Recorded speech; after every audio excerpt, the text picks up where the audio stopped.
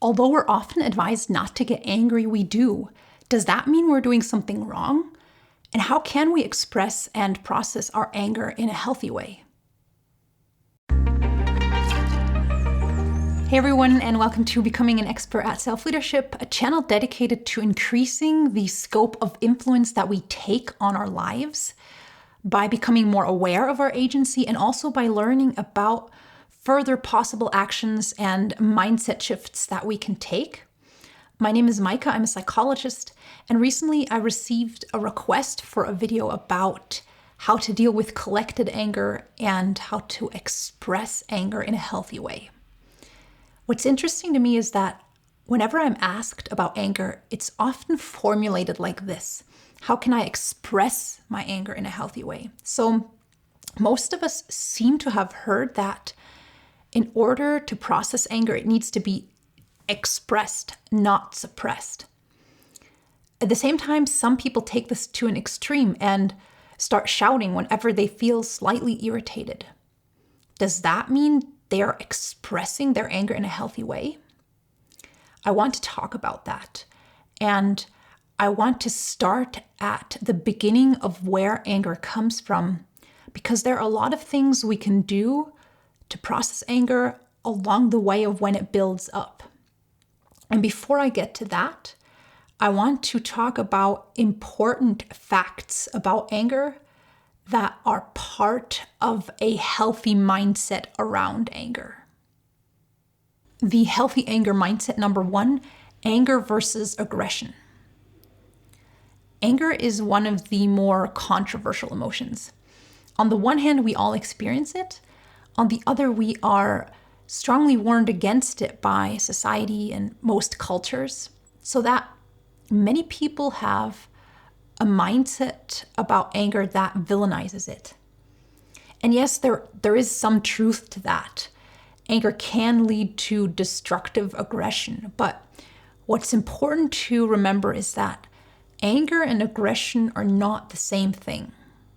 This is empowering because it means we can listen to our inner anger signals, learn from them, and soothe them without acting aggressively.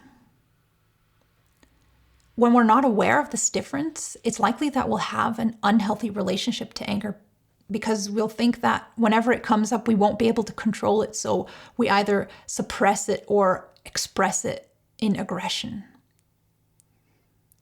So this is a really important takeaway from this video.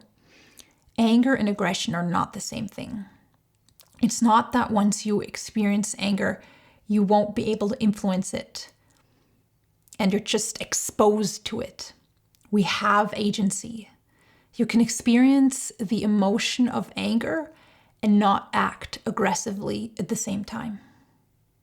The healthy anger mindset number 2, necessary versus needless anger. Since anger is often villainized and seen as equal or treated as equal to aggression, we deal with it in a black and white manner. All anger is bad. That's a problem because some anger is actually helpful and necessary. Anger lets us know when a value of ours has been hurt or a boundary was crossed. It wakes us up to pay attention to something that is important to us and do something about it. And when we don't listen to and act on this necessary and helpful form of anger, we'll end up hurting ourselves. Anger issues are often intertwined with mental illnesses, and they can increase the risk for physical diseases, specifically coronary heart disease. This is either because we suppress healthy anger, and that means we're allowing things to happen to us. We're allowing others to treat us in ways that are damaging to us psychologically and otherwise. It means we're not making sure that there's room in our lives for our personality, our goals, values, and inspirations. Anger can also hurt us if we don't learn to soothe it, no matter if it's necessary anger or needless anger that came from some form of an ego belief. if we are hung up on anger, it puts us into a chronic stress response, which is unhealthy. So, having now discussed the healthy anger mindset, we are ready to address the question, how can I relate to anger in a healthy way? A healthy relationship to anger. This starts with becoming more aware of our anger. Often we're only aware of it at the point where we feel like storming out of a room and slamming a door, but anger builds up. Find out what the first soft anger signals feel like in your body. Is it a tickling or tightening in your stomach or throat? Does your jaw get clenched up? Do you feel tension increasing in your muscles? When that happens, ask yourself, what's going on? What is making me angry? It may take some time for you to figure it out, and sometimes you may not know. That's natural. The important thing is to pay attention to it, observe it, and reflect, because often you will be aware of the reason, and then you can do something about it. And no matter if you found out the reason or you didn't, you can process your anger in 2 phases, which I will explain next. These phases apply both to individual cases of anger and to collected anger. The only difference being that with collected anger, you will have to go through these phases several times in different situations, not just once. And if your collected anger seems too much for you to handle on your own, remember that there's professional help out there that can support you in sorting it out. Phase 1, soothe your anger.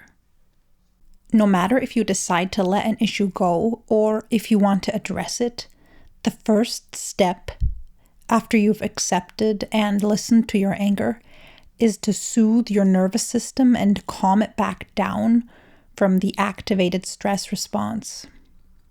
Even when you decide to do something about a situation, it won't be helpful to be in an activated angry state, because that puts us in tunnel vision, which makes it harder to think clearly and act constructively. I prefer the term soothing your anger over expressing it here because that's broader. With expressing anger, we often associate any form of making it visible to others. But there are certain forms of expressing our anger and making it visible that, besides the fact that they're hurtful to others, when we yell, throw things, perhaps even hurt someone physically, they won't calm down the physical anger response, but will just rile you up even more. So what I want to say is that you don't have to make your anger visible all the time in order to be healthy about it. Sometimes it's a lot healthier to step out of an interaction and take care of calming down your physical anger response with strategies like deep breathing, progressive muscle relaxation, meditation, going for a walk, listening to music, getting some physical exercise, going outside into nature. Phase 2, act on your anger. Acting on your anger can mean to act on it externally, like setting a boundary or speaking up for yourself or someone else. And it can also mean to act on it internally, letting something go or adjusting your perspective on it. External actions are specifically useful in cases of necessary anger when an injustice or wrong needs to be corrected or a boundary reestablished. Internal actions are most relevant whenever you want to let something go because the energy and time acting on it would require just isn't worth it to you, or whenever you notice that you're experiencing needless anger that came from the ego and you want to adjust your perspective. If you want to let it go, what helps is to envision scenes that express that. For example, to imagine that you're placing the bundle of that issue into a river and then watch it drift away from you, out of your life. Or you can place it into the basket of a hot air balloon and then watch it disappear in the sky. And the other internal action that I mentioned, adjusting our perspective after needless ego anger, that's a whole topic in itself. So I've decided to dedicate next week's video to that. So keep an eye open if you're interested. And if you want help in remembering, then you can hit the subscribe button and notification bell. That way YouTube will remind you. Till next time, take care. And remember that a healthy relationship to anger means to have an attentive internal dialogue with it.